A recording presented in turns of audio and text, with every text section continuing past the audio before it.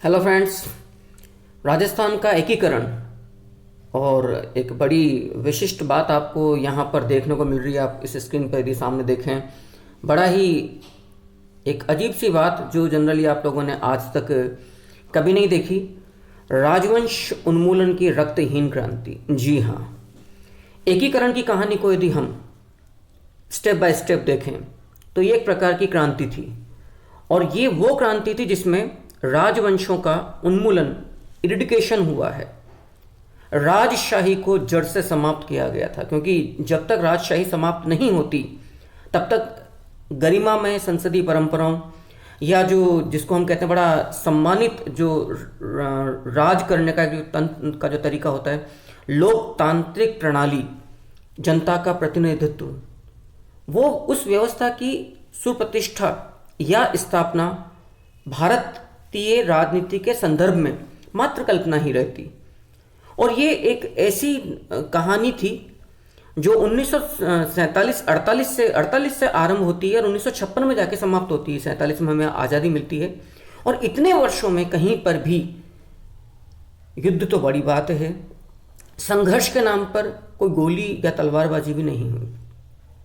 तो एकीकरण का यदि हम वास्तव में एक दार्शनिक अंदाज से देखें तो मैं समझता हूं सैकड़ों की संख्या में जो इंडियन जो प्रिंसली स्टेट्स थे उनकी समाप्ति होना ये अपने आप में एक क्रांति थी। तब बिना रक्त की एक बूंद गंवाए बहाए, इसीलिए राजस्थान के एकीकरण को हम राजवंश उन्मूलन की रक्तहीन क्रांति भी कहते हैं। तो जैसा कि अब तक हमने पिछले अध्यायों में देखा था, उसी लेवल को मैं यहाँ पर भी जारी रखूँगा। जितना हम मैटर पढ़ते चले जाएंगे, साथ साथ जितने भी क्वेश्चंस निकलने की संभावनाएं हैं आपके सामने पूरी तौर पर आएगा। बशर्त आपको थोड़ा धैर्यपूर्वक चलना पड़ेगा, क्योंकि मैं वो चीज़ें आपके सामने नहीं लेकर आ सकता जो बड़े हल्के लेवल की टीचिंग होती है। जी, जिस समय एकीकरण हुआ, जितनी भी प्रिंसली स्टेट्स थे या रियासती राज्य थे, उन सबको जब मर्ज किया गया तो उस समय 19 रियासतें थी राजस्थान में। नॉन सैल्यूट स्टेट्स 3 थे, और इतने वर्ष लगे। तो वो जो इंफॉर्मेटिव जो टीचिंग होती है बड़ी सामान्य सी बात होती है। लेकिन जिस तरह की कॉम्पिटिशन्स में आजकल क्वेश्चंस आ रहे हैं, चाहे कॉलेज लेक्चरशिप असिस्टेंट प्रोफेसर का एग्ज़ाम हो या आरएस के अंदर प्री और मेंस हो, या शिक्षक भर्ती परीक्षाओं की जो स्कूली व्याख्याताओं की जो परीक्षा, उनमें तो वहाँ पर कई प्रकार के जो प्रश्न हैं वो बड़े विचारणीय हैं, और अधिकांश जो प्रश्न हैं वो लॉजिक बेस्ड होते हैं। तो थोड़ा सा आपको जब इसका मैं बैकग्राउंड लूँगा कि क्यों आवश्यकता पड़ी उन रजवाड़ों को, उन रियासतों को, उन राजवंशों को जिनके डीएनए में, जिनके खून के एक एक कतरे में इस देश की अस्मिता की रक्षा करने का जो जीवट मादा था, क्यों वो अड़ गए इस बात पर कि हमें अपनी सीमाएं समाप्त नहीं करनी, जबकि वो जानते हैं कि उनके अस्तित्व को संकट नहीं था, बस वो शासन करने के अपने अधिकार खो रहे थे। और स्वाभाविक सी बात है, सैकड़ों हजारों सालों से जिन लोगों के खानदानों ने, जिन लोगों के परिवारों ने कई तरह की प्रणालियों को, जिनमें निरंकुशता भी हो सकती है, कल्याणकारी राज्य भी हो सकते हैं, ऐसा क्या हुआ? क्या प्रजामंडल आंदोलन के साथ इसका सीधा संबंध था? क्योंकि प्रजामंडल आंदोलन की समाप्ति एकीकरण, इंटीग्रेशन के अंदर ही जाकर समाप्त हो रही है, इस बात को आप लोग समझ सकते हैं। तो इस अध्याय को मैं आरंभ करूं उसके पहले मैं उस कहानी को आपके सामने लेना पसंद करूंगा जिसके द्वारा हम ये समझेंगे कि जब देश आज़ाद हुआ उसके पहले से ही रियासतों के मन में वो छटपटाहट क्या थी, जिसके तहत वो अपनी गौरवशाली परंपराओं को भुलाकर संसदीय परंपराओं को धिक्कारते हुए, नकारते हुए राजशाही के लिए अड़ियल रुख रखने लग गए। इवन कुछ रियासतें राजस्थान की तो मोहम्मद अली जिन्नाह की लालच भरी नीतियों का, कूटनीतियों का शिकार होकर पाकिस्तान में मिलने तक को तैयार हो गए थे। आप लोग जानते हैं, जोधपुर महाराजा हनुमंत सिंह का तो पूरा इतिहास ही गवाह है, किस प्रकार से सरदार पटेल की जो सजगता थी उसके चलते जोधपुर आज भारत का हिस्सा है। वरना शायद ये बात आज कहने में अच्छा लगता है या देश की सीमा बदल चुकी होती। तो मैं उस फ्लेवर में आऊं, उस पृष्ठ पर आऊं जहां से बाकी गाइड्स या कोचिंग से टीचर्स आरंभ करते हैं। उसके पहले मैं प्रजामंडल के समय से इस पूरे अध्याय को जोड़ूंगा कि वो घटनाएं क्या घटी थी जिसके तहत दो विपरीत धाराएं चल रही थी। एक तो ब्रिटिश सत्ता और उनसे मिली हुई रियासतें और जो विभाजनकारी ताकतें थी जिन्ना जैसी, वो पूरा चाहते थे कि ये देश अक्षुण्ण नहीं रहे, ये देश खंडित रहे, ये देश अखंडित ना रह सके। इसके लिए रियासतों का अस्तित्व बना रहे, क्योंकि छोटी मोटी रियासतों को फिर ललचाए नजरों से या लालच देकर हम मिला सकते हैं। और वहीं सरदार पटेल और वीपी मेनन का दूसरा धड़ा था, जो एकीकृत देश, राजस्थान की बात नहीं कर रहा हूं, एकीकृत अखंडित एक राष्ट्र की सीमाओं की कल्पनाओं को संजोए हुए था। और हम जानते हैं इस जंग में, इस संघर्ष में आखिरकार जीत सरदार पटेल की हुई। लेकिन यहां पर हम सबको एक बात और याद रखनी पड़ेगी कि जितनी भी राजशाहियां थी, उन्होंने फाइनली अपने स्वाभिमान, अपने मान और गौरव की सुनते हुए, अपनी मन की बात को सुनते हुए फाइनली इस देश के साथ मिलने का अंतिम फैसला किया। उस देश के साथ जिसके रज से ये पूत निकले हैं, राजपूत, जिसकी धरा के एक एक कण की रक्षा के लिए इन लोगों ने अपने अपने राजवंशों को, अपनी कुल की मर्यादाओं को जौहर में, केसरिया में आत्मोत्सर्ग कर दिया था। आइएगा इस अध्याय को आरंभ करते हैं, राजस्थान का एकीकरण, जिसे मैं राजवंश उन्मूलन के रक्तहीन क्रांति भी कहता हूं। तो पहला प्रश्न तो यही हो गया।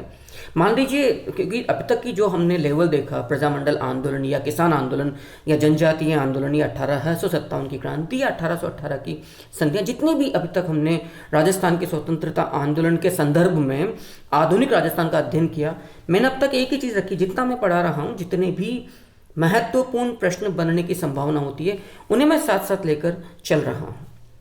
तो आइएगा, पहला प्रश्न तो यही बन जाता है कि राजस्थान के स्वतंत्रता आंदोलन में राजवंश उन्मूलन की रक्तहीन क्रांति क्या थी।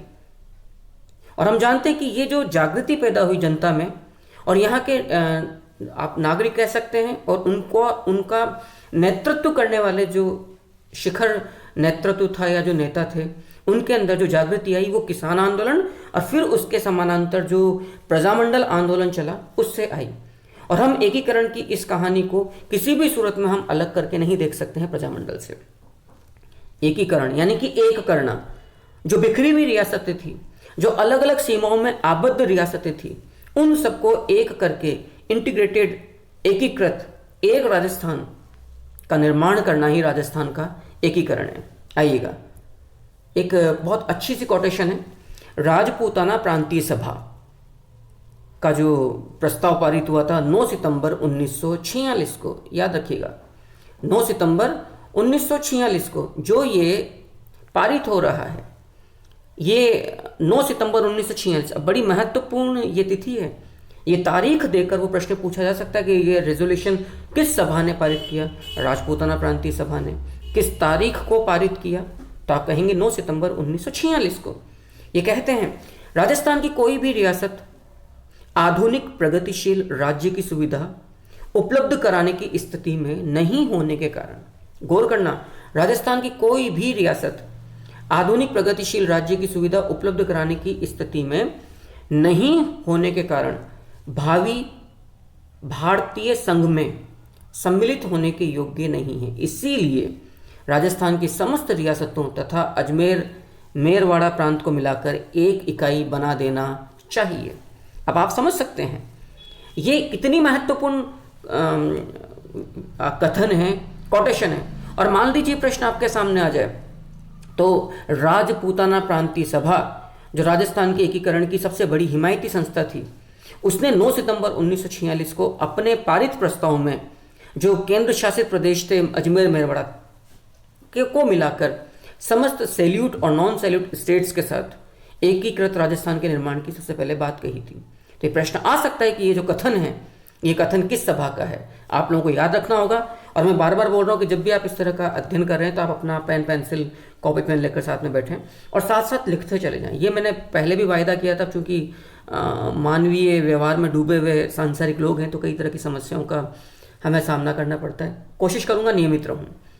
आगे देखिएगा, यदि हम इसकी पूरी से विषय और सारांश को देखें, तो आप लोग समझोगे कि एकीकरण की महत्ती आवश्यकता पड़ी तो क्यों पड़ी, ऐसा क्या हुआ था उस जमाने में जिसके तहत हमें इस चीज़ को देखना पड़ा कि तमाम रियासतों को एक किया गया।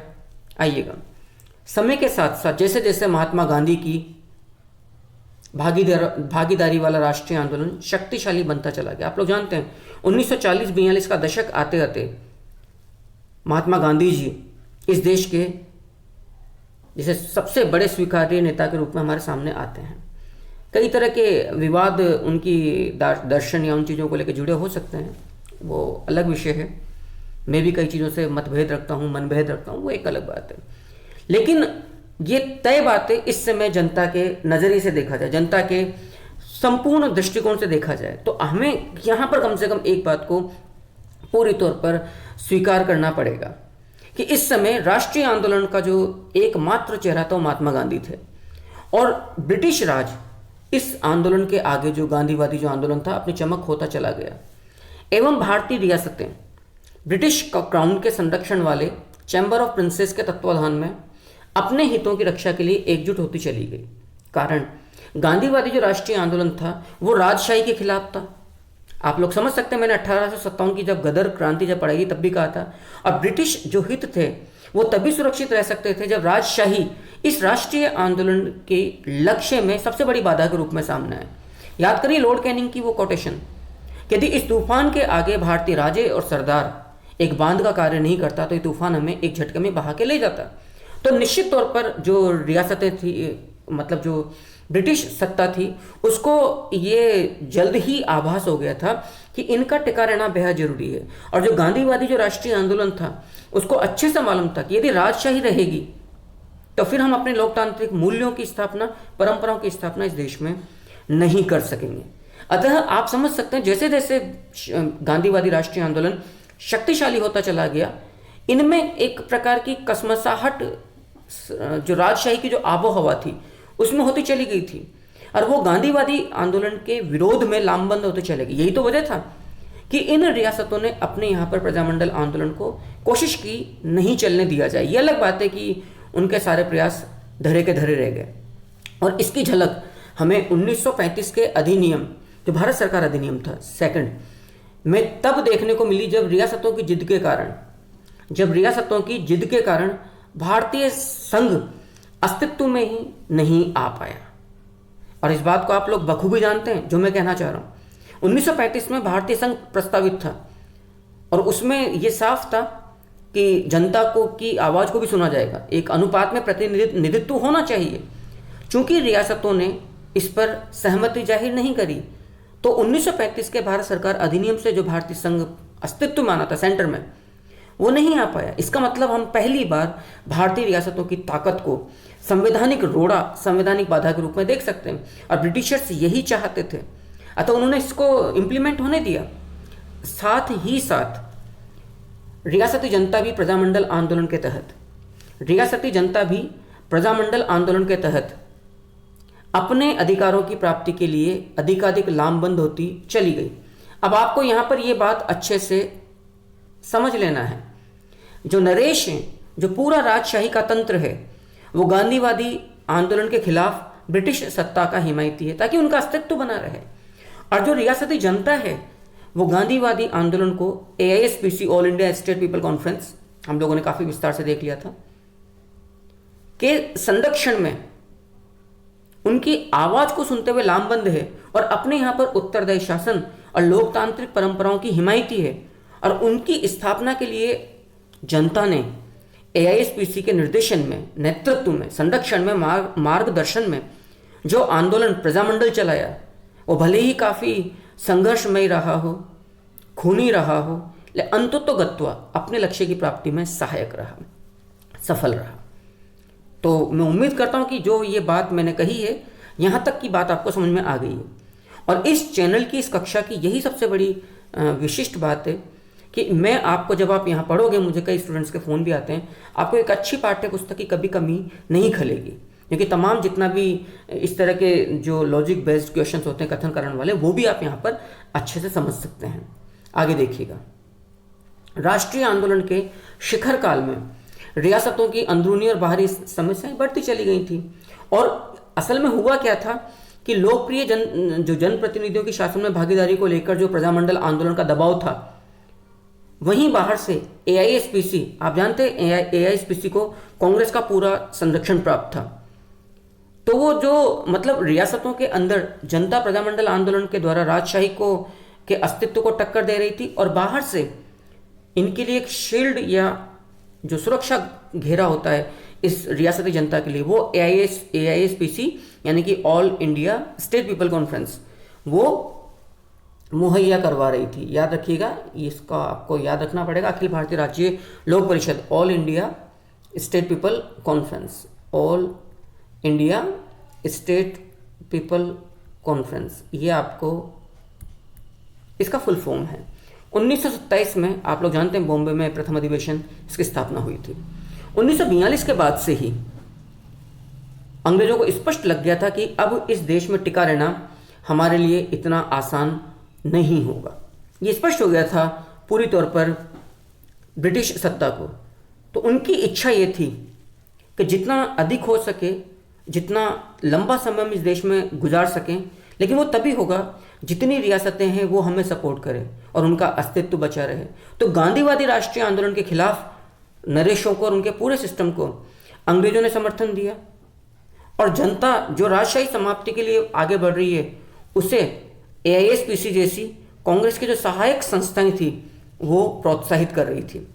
1942 के बाद से ही आप लोग जानते हैं कि जिस प्रकार के समय ने हालातों ने करवट ली, और जिसमें मुस्लिम लीग जैसी संस्थाओं ने जो मारकाट मचाई, उसमें ज़्यादा सुगम रास्ता हो गया था रियासतों के लिए इस तर्क को दे पाना कि जनता की सुरक्षा के लिए हमारा अस्तित्व कितना जरूरी है। और संभवतः मोहम्मद अली जिन्ना की जो मुस्लिम लीग थी, ब्रिटिश सत्ता थी, तथाकथित जो अन्य उस जमाने की जो राजनीतिक जो लॉबीज थी, वो एक मकसद के तहत सफल होती जा रही थी।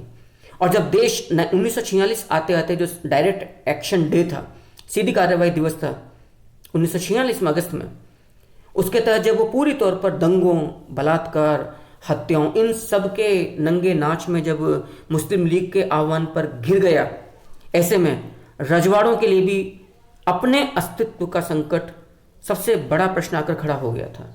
क्योंकि यह हकीकत है, कोई भी रियासत संसाधनों के मामले में इतनी संपन्न नहीं थी कि वो इस तरह के हालातों से निपट सके, क्योंकि इससे पहले उन्हें कभी भी इस तरह के हालातों का सामना नहीं करना पड़ा था।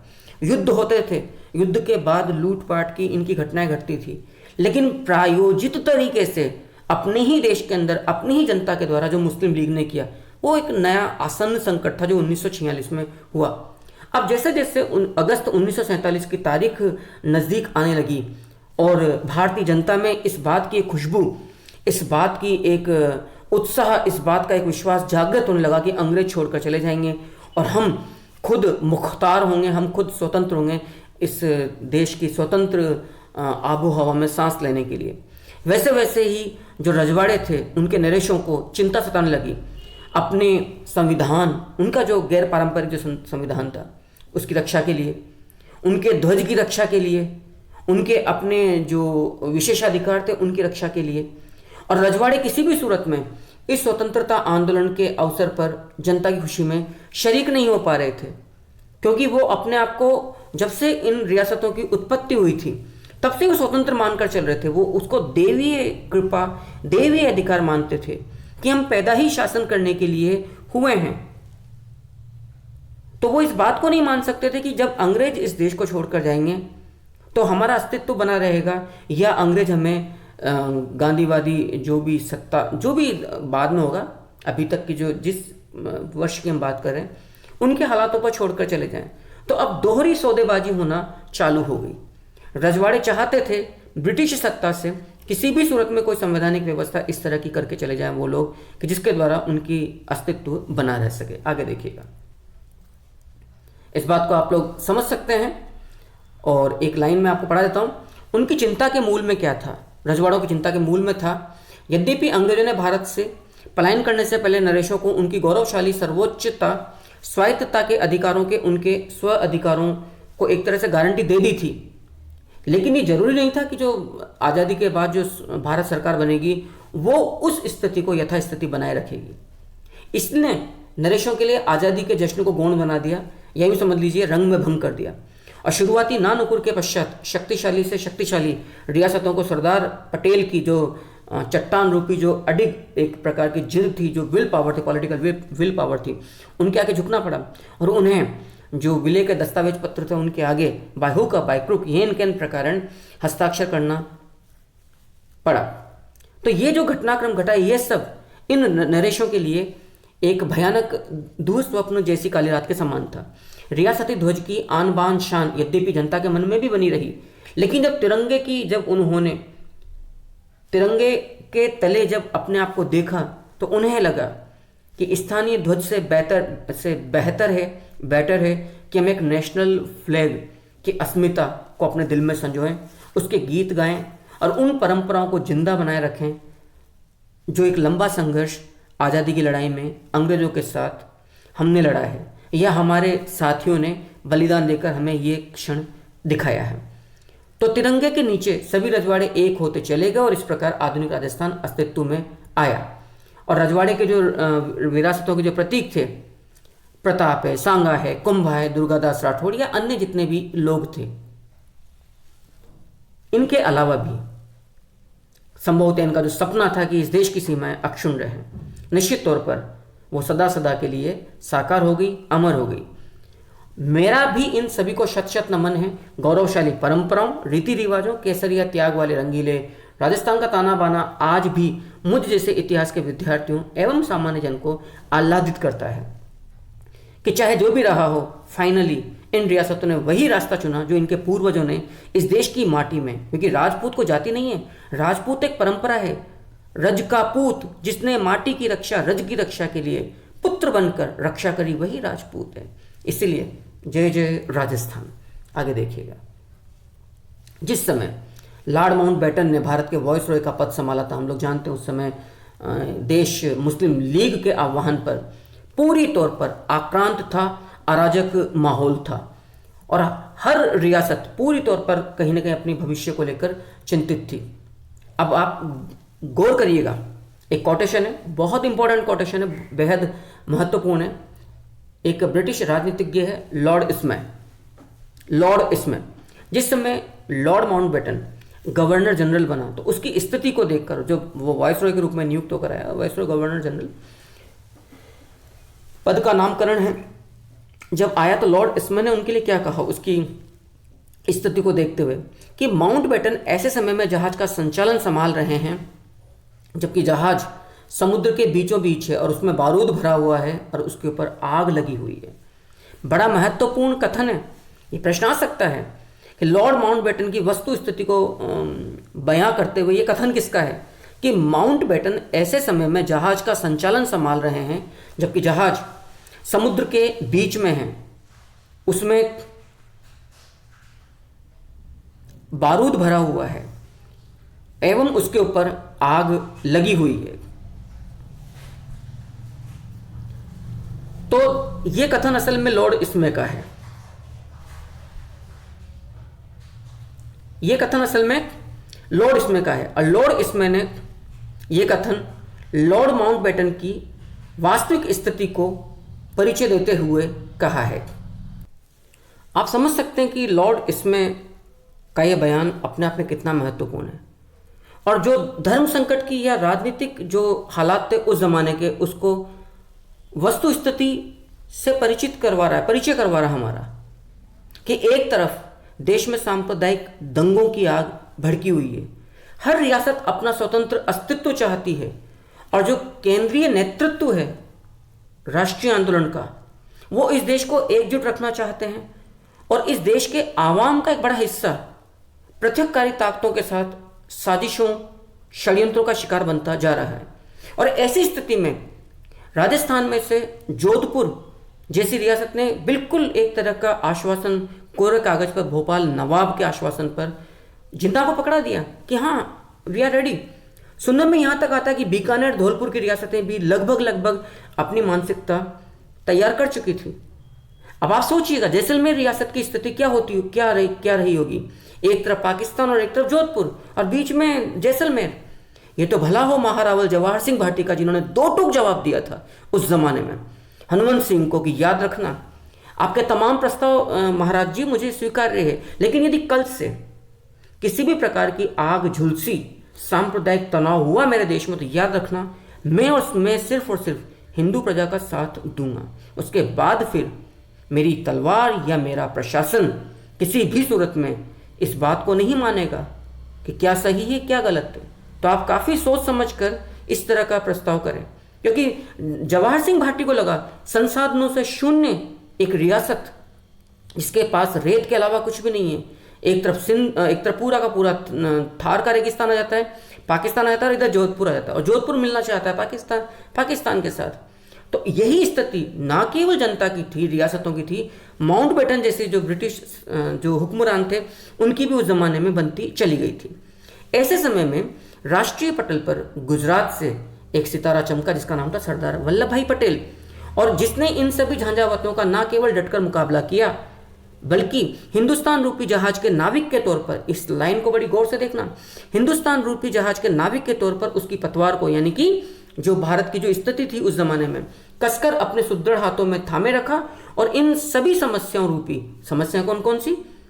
पृथकवादी ताकतें, सांप्रदायिक दंगे, ब्रिटिश सत्ता के द्वारा तोड़फोड़ करना और अराजक माहौल में देश को छोड़कर जाना, एवं रियासतों के द्वारा अपने अस्तित्व को स्वतंत्र बनाए रखने के लिए हर तरह के षड्यंत्र कुचक्रों में लिप्त होना, चाहे इसके लिए उन्हें देश की राष्ट्र विरोधी ताकतों से, लीग जैसी ताकतों से भी हाथ मिलाना पड़ा हो।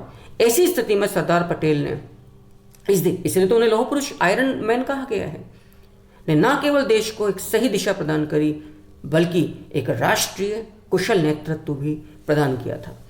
इन समस्याओं रूपी भीषण तूफानों से सुरक्षित निकालकर इस देश की नैया को किनारे लगाया एवं किसी भी राष्ट्र विरोधी साजिश को, इस भारत रूपी जहाज को तूफान में डुबोने वाली साजिश में कामयाब नहीं होने दिया।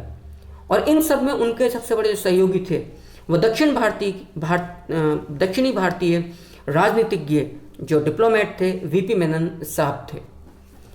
यह सब इतनी तेजी से घटित हुआ कि स्वतंत्रता का ख्वाब देख रहे नरेश, राष्ट्र को खंड खंड करने की चाहत पाल रहा जिन्ना एवं सत्ता के भूखे, लालची तथा तथाकथित महान राजनेताओं जिन्होंने स्वयं ही नव भारत के निर्माण का श्रेय अपनी राजनीति को चिर स्थायी बनाने एवं उसकी नींव में अपने परिवार का राजनीतिक बीजांकुरण करने के प्रयास में महिमा मंडित करने में लगा दिया, ये तमाम के तमाम लोग देखते के देखते रह गए। तो इस संपूर्ण संघर्ष का जो खेवनहार, जो संकट मोचक निकलकर बाहर निकला, वो सरदार पटेल और उनके सहयोगी वीपी मेनन साहब थे। बस इस संपूर्ण प्रक्रिया में एक जख्म जो भारत माता के आंचल पर जानबूझकर दिया गया, वो क्या था? शैव मत का जो आदिकालीन केंद्र था वो कश्मीर था। और आप जानते हैं कश्मीर ही एकमात्र स्टेट थी जो सरदार पटेल के हाथ में नहीं थी। ये सब चीज़ें आप लोगों को मालूम है, मैं ज़्यादा इस पर यहाँ पर प्रकाश नहीं डालूंगा। तो कश्मीर की फिर हालत क्या हुई आप लोग जानते हैं। और इसके अलावा जो शेष भारत का जो जिम्मा था वो था पटेल के हाथ में। तो कश्मीर पटेल की अनिच्छा से, किसी और की जिद पर जिस हालात में छोड़ा गया वो अब जाकर समाप्त हुआ है धारा 370 की समाप्ति के पश्चात। तो इसकी चर्चा अपन करेंगे, अवश्य करेंगे किसी अन्य मौके पर। अब मुझे इस भूमिका के पश्चात, इस राजनीतिक कहानी के पश्चात, बैकग्राउंड के पश्चात, जब आपकी एक मेंटलिटी बन चुकी है कि किस परिवेश में संपूर्ण कहानी को बनाया गया और वो आवश्यकता क्या पड़ी जब सरदार पटेल को अड़ियल रुख रखकर जिद करके इस देश को एकीकृत करना पड़ा। अब हमें उस घटनाक्रम को देखना जिसके तहत ये एकीकरण की प्रक्रिया चली थी। सबसे पहली बात तो इस कहानी को, इस संपूर्ण घटनाक्रम को जानने के लिए हमें कुछ ऐतिहासिक दस्तावेज, हिस्टोरिकल सोर्सेज को पढ़ना बेहद जरूरी है। कई बार प्रश्न आता है कि उस जमाने के प्रामाणिक जो ऐतिहासिक जो स्रोत है वो कौन कौन से हैं। लियोनार्ड मोज़ले क्वेश्चन के रूप में आपके सामने आ सकता है, प्रश्न के रूप में आपके सामने आ सकता है कि ये पुस्तक किसके द्वारा लिखी गई है। तो याद रखिएगा लियोनार्ड मॉजले की जो पुस्तक है वो है the last days of the British Raj. DR Mankekar की पुस्तक है accession to extinction, freedom at midnight. ये पुस्तक काफ़ी चर्चित है, मेरी भी पढ़ी हुई है, इसका हिंदी रूपांतरण भी उपलब्ध है। कॉलिन्स एंड डोमिनिक लॉपियर की पुस्तक है। VP मेनन साहब की पुस्तक है इंटीग्रेशन ऑफ इंडियन स्टेट्स, याद रखिएगा, integration of Indian states which is written by VP Menon साहब। केएम पनिक्कर साहब की बायोग्राफी है।